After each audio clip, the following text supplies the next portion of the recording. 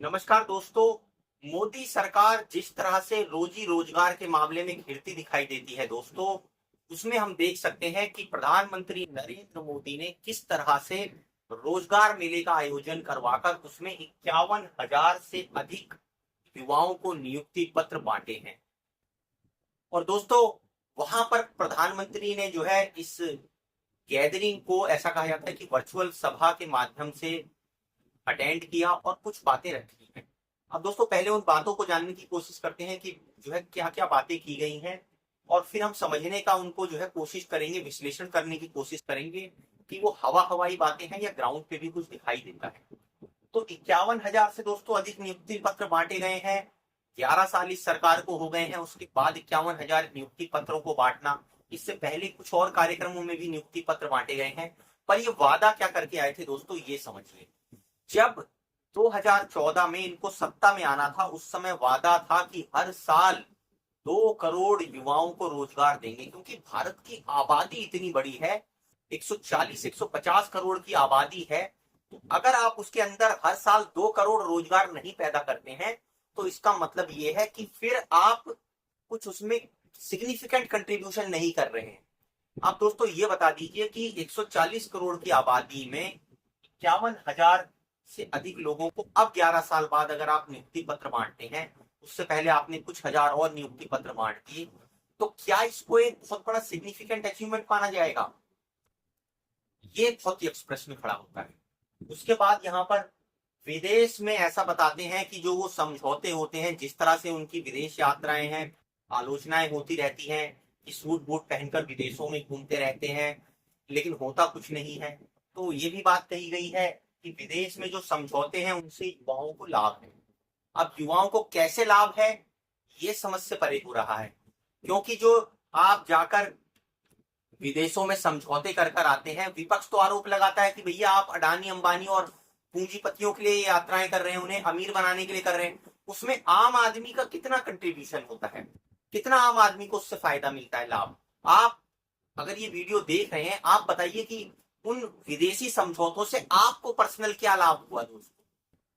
आप हो सकता है कि आलोचक हो, समर्थक हो सरकार के, लेकिन हकीकत बात यह है कि प्रधानमंत्री नरेंद्र मोदी के विदेश दौरों से आपके घर में बैठे युवा को क्या फायदा हुआ? अब दोस्तों अगली बात पर आते हैं।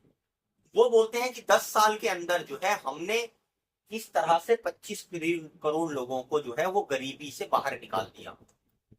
वाजिब, ये बात तो बहुत बढ़िया लगती है, क्योंकि जिस तरह से विपक्ष आरोप लगाता है कि आप आंकड़े ही बदल देते हैं, गरीबी का पैमाना क्या है भैया? 25-30 रुपए जो है कमा लेता है दिन में, वो गरीबी के आंकड़े से बाहर हो जाता है।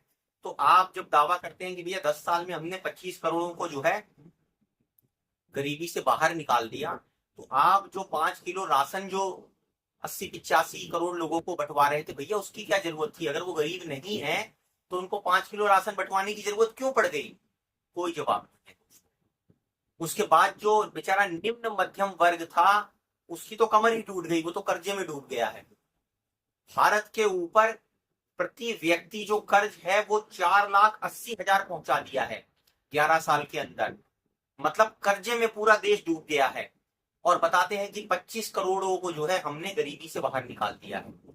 अब ये आंकड़े कितने हकीकत हैं, कितने हवा हवाई हैं, ये तो दोस्तों आप अपने आप से पूछ लीजिए। उसके बाद जो है अगर आय और रोजगार नहीं होते, वो कहते हैं, तो ये आंकड़ा कैसे हो पाता 25 करोड़ का सफल? अब यहां पर दोस्तों ये बाजीगरी की गई है कि भैया आंकड़े आप ये देख लो, आज इस टाइम पर बिजनेस करना इतना टफ है। आप अगर कोई स्टार्टअप कोई अपना शुरू करने की कोशिश करें, तो आपको जल्दी बैंक फंड नहीं देगा दोस्तों। आप कोशिश करके देख लीजिए, आपको चक्कर कटवाएंगे, आपको 6 महीने साल भर आप चक्कर काटते रहेंगे बैंक के, लेकिन आपको 5-10 लाख रुपए का लोन भी नहीं मिल पाएगा। और वहीं जो बड़े बड़े पूंजीपति हैं, वो लाख हजारों करोड़ के जो है लोन ले लेकर फरार हो जाते हैं, भाग जाते हैं। और जो व्यक्ति स्टार्टअप करता है, छोटे रोजगार करता है, जिनसे 10-50 लोगों को रोजगार मिलता है, उनको फंड ही नहीं मिलता है दोस्तों। खत्म हो जाते हैं वो बिजनेस। वो आदमी बिजनेस करने की उसकी हिम्मत ही नहीं होती है। और रोजी रोजगार, आप नौकरी की बात करते हैं, तो जो युवा जो है अच्छी बढ़िया डिग्री लेकर जो है निकल रहे हैं उनको रोजी रोजगार नहीं मिल रहा, और अगर मिलता भी है तो 10-15 हजार रुपए की नौकरी मिलती है दोस्तों, जिसमें 10-10 घंटे 12-12 घंटे उनसे काम करवाया जाता है। तो अगर आप इनको रोजगार कहते हैं, योग्यता से कमतर अगर किसी युवा को रोजगार मिलता है तो क्या वो रोजगार की श्रेणी में आता है? अगर कोई हमारा इंजीनियर छात्र है और वो मजबूरी में किसी दूसरे सेगमेंट में 10-15 हजार की नौकरी करता है, तो क्या ये उसके साथ जस्टिफिकेशन है? क्या ये उसका सही रोजगार है? तो दोस्तों इस तरह से जो है पूरे देश के हालात बन रखे हैं कि एक तरफ तो पीआर मैनेजमेंट है, इवेंट मैनेजमेंट चलाया जा रहा है कि हमने ये कर दिया, हमने वो कर दिया, लेकिन जब आप उसको ग्राउंड लेवल पर जाकर देखते हैं तो उसकी हकीकत कुछ और दिखाई देती है। कुछ लोगों के पास पैसा सिमटता जा रहा है, कुछ लोगों के पास तो पूंजी जमा होती जा रही है, वो अमीर होते जा रहे हैं, लेकिन एक बहुत बड़ा तबका ऐसा भी है जिसको टू व्हीलर खरीदने में भी दिक्कत है, जो दो पहिया गाड़ी मोटरसाइकिल भी नहीं खरीद पा रहा है दोस्तों। आखिर कौन है ये लोग, कौन है वो युवा? दोस्तों इस वीडियो पर आप कमेंट कर अपने विचार भी जरूर रखिए और हमारी वीडियो को लाइक और सब्सक्राइब जरूर कीजिए।